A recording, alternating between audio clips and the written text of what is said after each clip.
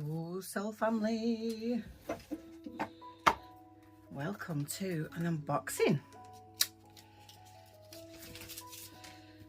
Oh, look at these Herbal Astrology Oracle card.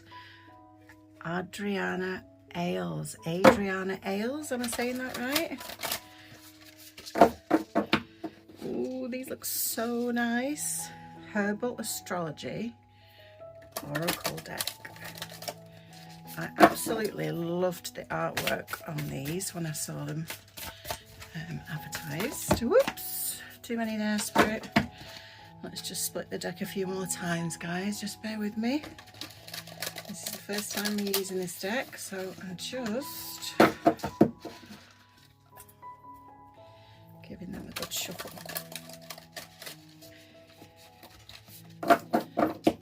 Okay, let's move that.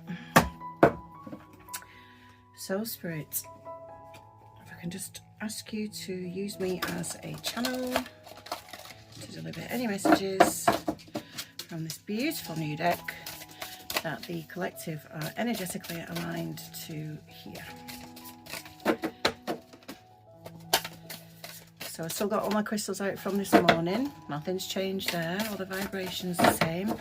Oh, I didn't have to make a mistake this morning. I nearly called it something I can't say on YouTube then. I didn't have to make a mistake this morning. I was talking about what the Conker represents, and I meant to say the Earth Star Chakra, and I called it something else instead. So apologies for that if you've seen the video from this morning. I wonder what the heck I'm talking about. Just one more card, please, Spirit. So lovely. That was purification, that. There we go.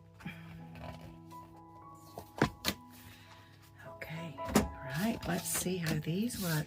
Even the back of them, look at that, it's so beautiful. Love it. Okay. Ooh, Valerian root. Now, what do I use Valerian root for? As an aromatherapist. So I'm just going to find that quickly. But that's an angel number that's out there, so we don't break that down. We keep that as a 44. I don't know if you can see the number. 44 angel number is about grounding and stability and physical manifestation. What else? It's about strength, inner strength to be exact, and building like your secure foundations and endurance. It's about kind of overcoming what you've endured. Let me just quickly, Valerian root, aromatherapy.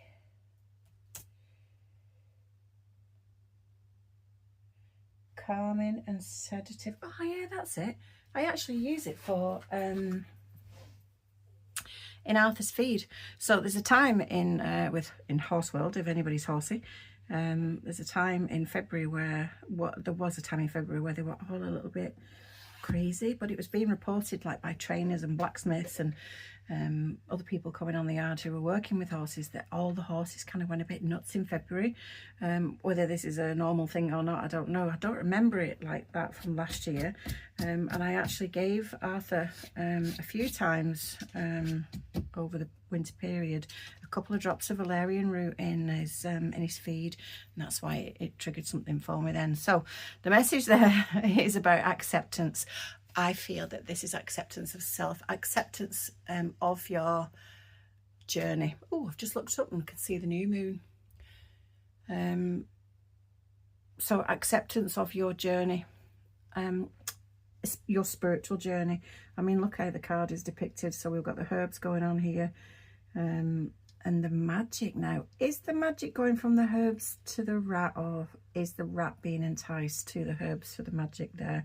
But it shows the mountains. We had this yesterday, another one that I did in the shop, in the cabin the other day, that represented what I interpreted as the sun card, and there were mountains there where you've kind of traversed through this rocky space, like, you know, uphill and down dale, and you've overcome like all these wild animals and obstacles, and I want to say energetic traps. Don't know why that came out, but that's what I was channeling then.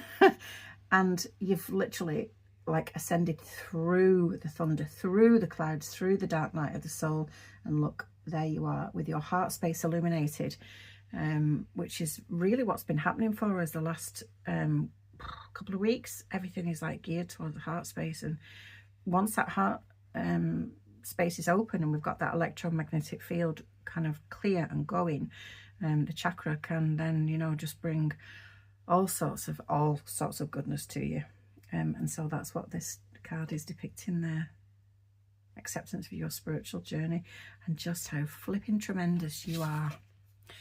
Right, the next one out is number 12, which is a 3, which in numerology is about all your creative expression and communication and joy and social connection. Divine protection as well with number 3. And the card is Rose, and it's about love. Oh, but I don't see that that's... If I'm going off the artwork, can you see that the thorns are hurting? They're causing droplets of blood. Is this about a love that you've had to leave behind? That's what I feel that is being drawn. You know, remembering that this is soul work that we're doing, and when we are aligned with people on our journeys, and similarly for them on their journeys when they get aligned with us, it's on a soul contract level, and so we are contracted with that person to help them grow, and also to grow from them helping us.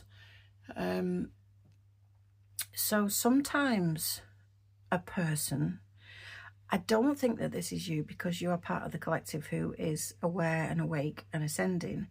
So I do feel it is the person that you've had to leave behind, that they just couldn't tough it out. They couldn't tough the journey. You know, the truth-seeking, light-working journey. And I feel that it was like a bit of a, not unrequited, that's the wrong word. They just weren't able to do it this time around, and that's been very painful for you. That's what I feel. Well, especially with the, you know, the blood showing here. But even like, oh, look, the moon's even sad and there's turbulent seas. But look, there's peace with the dove there.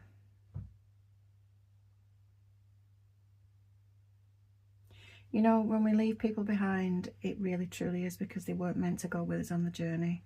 And they don't hinder us. They don't hold us back. I don't believe in that. But I believe that they add to us holding ourselves back. So we're not apportioning blame to anybody who hasn't been able to undertake this journey. They reckon in the population, I mean, I don't know how they've, whoever they are, don't know how this figure's been reached, but they reckon that in the population, which is just over, what, 8 billion people, there's 0.01% of the population willing and strong enough and awake enough to do this journey. So not to hold any shade over anybody. Send them love and send them healing as you go on your way and find your true destiny. I love these cards. And the next one, I don't even know how to say that. Mucuna. Let's have a quick Google. Good old Google. Mucuna. It's like Mucuna. What is it? Mucuna matata? Mucuna.